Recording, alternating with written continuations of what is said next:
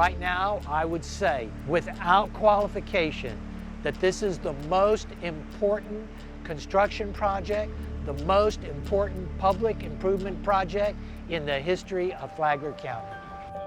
For us to walk away from a project like this that's fully funded, especially after what we've been through over the last 4 years, seems very selfish and short-sighted to me. The designation from the Department of Environmental Protection, it has determined that South 6 to South 28 is a designated critically eroding beach. And what we're attempting to do essentially is to restore the dunes to the way they looked 20, 30 years ago, before storms, before erosion set in. I've heard some people think that it's going to limit access to the beach, which it's not. And I've heard some people thought that they were just going to build it up and you'll never be able to see the ocean, which again, it's not. We are not going to build berms that are higher than A1A, and we're not going to plant materials that are going to grow and obstruct the view. They're not taking anything from us. They're actually improving our property and giving us property. There's nothing to take. There's nothing to exercise eminent domain on. For about every 50 feet along the ocean, it's about $183,000 worth of construction, plants, engineering, sand, all of that work. So we're giving that to them at no cost, plus at no cost, the 50-year period that we're going to take care of and maintain the beauty and the resilience of that dune.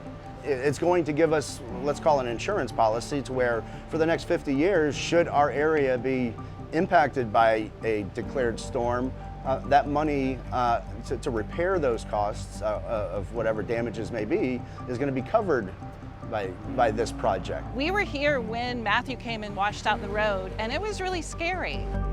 If A1A is taken out, it exacts a huge economic penalty just because of the consequence of catastrophic loss. What I described as 2.6 miles, the cost of that is about $25 to $30 million.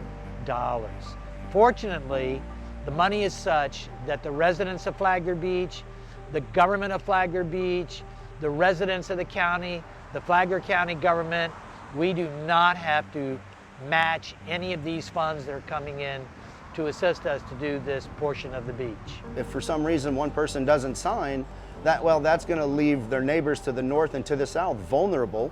The risk of not getting all the owners to grant the permission, unfortunately, is quite severe. The Army Corps does not want to build a project unless they have an assurance that it's going to be effective. Our objective is to get 100% of owner permission so we get the maximum benefit from this rare opportunity to have this funded. It's very, very important that this community comes together once again and voices their opinion to make sure that we are standing unified with protecting our way of life.